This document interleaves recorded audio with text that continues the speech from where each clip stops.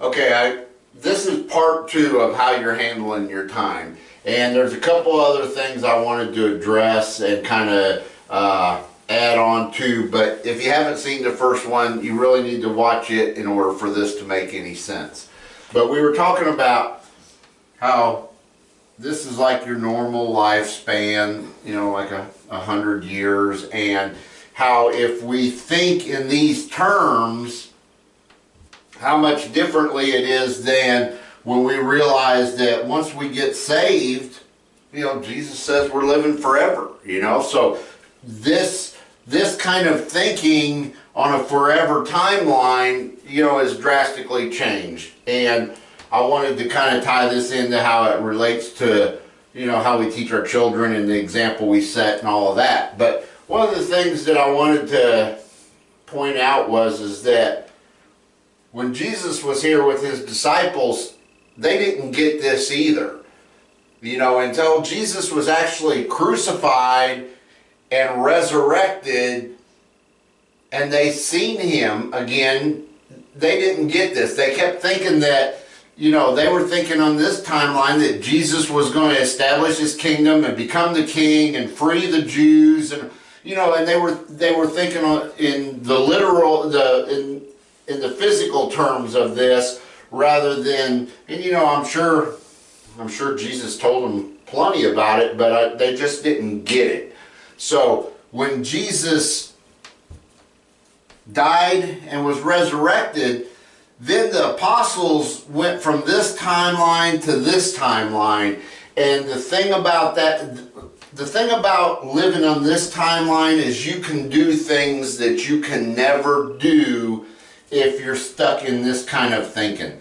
If you're stuck in this kind of thinking, it makes it way too hard to sacrifice or to dedicate yourself to higher causes, or to spend your life following the principles and the will that God has for your life, because you feel like this is all you have. So we overvalue this because we're not really looking truthfully at what Jesus said and what's, if Paul did not believe this, that he was going to live forever with Jesus, when he was stoned and left for dead outside of town, when he got up, he would not have went back in town. When this is all we have, this is when we're going to run and protect it. This is when we're trying to prepare for every contingency, and when we're trying to safeguard the next day, the next month, the next week until the end. When we truly understand that now that we're saved, we live forever. We are free to do things that the rest of the world isn't free to do. We're free to, to lay down our lives if necessary, because it's not nearly as big a deal, because we're going to heaven and we're going to be with God, or we're free to sacrifice and give of ourselves, of our money, of our time, because it's no longer just this that we have. We have an abundance. When you live in this world, you never have enough. You never have enough anything. You never have enough time. You always want more. You never have enough stuff. You never have enough, opportunity. You're not going to have every enjoyable memory. You're going to want another one. It's just never enough. But once you move to this time, suddenly it's, okay, if living in the world I could live to 100, but doing God's will I die at 50 here, but I immediately go to this, it just makes a huge difference. And I think that in order to empower our children to be able to walk with the Lord, to live the spiritual life that Jesus died for us to have, that we have to,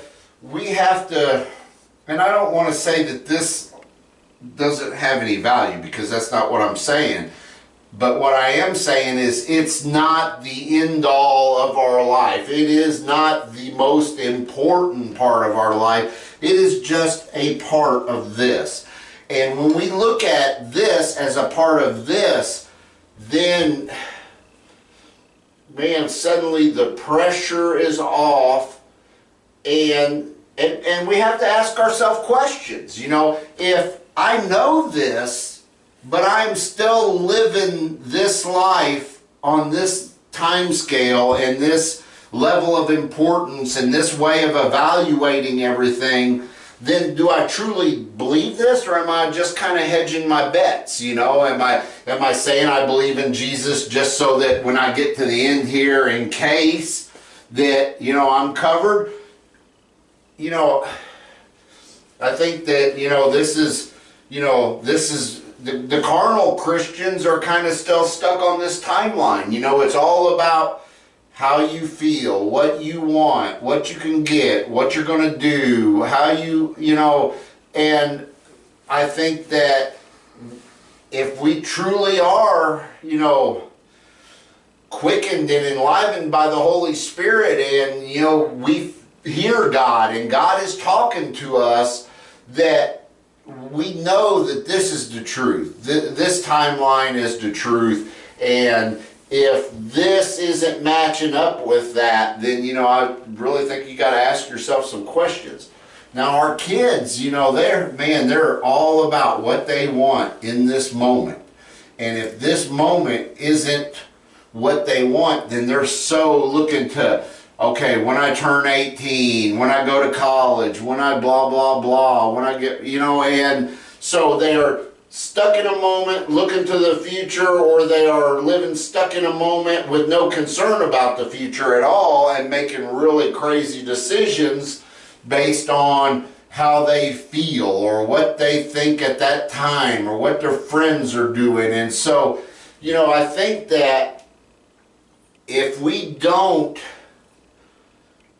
really take this into the largest part of our thinking and the way we live and our experiences, that we can't really teach our children what is the most important. And the most important is not this little bit of time here. It is the most important if you don't get saved in this time. You know, that has to happen. You know, I mean, you know, we have to come to that place where we believe, and, you know, we have faith and hope and things unseen and the stuff that ain't even happened yet. And you can't do that in here, because if you have faith in something and you're clicking along, well, it ain't happened by then, it ain't happened by then, it ain't happened by then. You know, the devil uses this against us all the time to say, oh, well, you know, your blessing, it's never really going to come, or your time's never going to come, or your happiness is never going to come.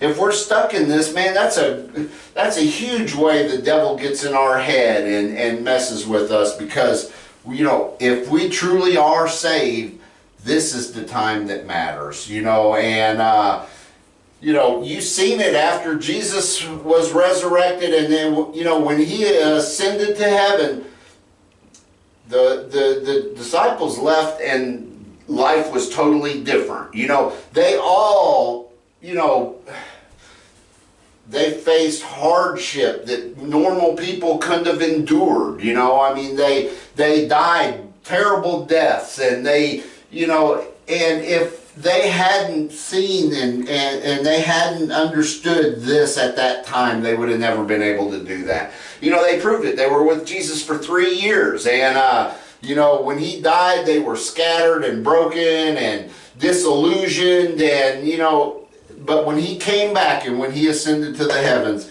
they left and everything changed. And that's how this whole thing came about, is that, you know, then at that time, then they understood, you know, what Jesus had been telling them all along, you know. And so, you know, I just think that it's super important that we keep an eye and on ourselves and look at, okay, how am I living? What, you know, what decisions am I making? Am I making decisions purely on this little timeline, or am I making decisions on this? And am I explaining it to my kids in a way that they understand? Am I saying, hey, in this world, it doesn't make sense to give your money away or give any money away? You might need it. None of these things make sense except in the spiritual world. To take your summer vacation and travel to a faraway land and talk to people about Jesus. That don't make no sense. You get one vacation in the summer, you better use it for Disney World. You know, I mean, if you're not working on this timeline, none of the things that the Lord wants us to do really make sense if you're just looking at it from this. Because, you know, we feel like, you know, that we're always looking ahead to what we need for that. And here's the other point, is that if you're living on this timeline, and you have faith in that, do you really at this point feel like you're going to starve to death at this point, you know, or that you're not going to have enough at this, you know, so what? You know, I mean, the worst thing that this world can do is take away your life, but then you jump right to here. So, you know, I mean, I think that's where the strength of, you know, saved Christians come from, is that we are no longer captivated, imprisoned by this way of thinking, and this is where we get free from that.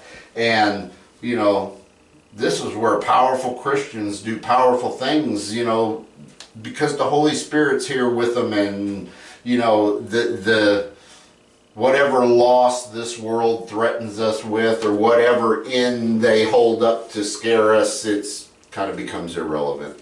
That's it.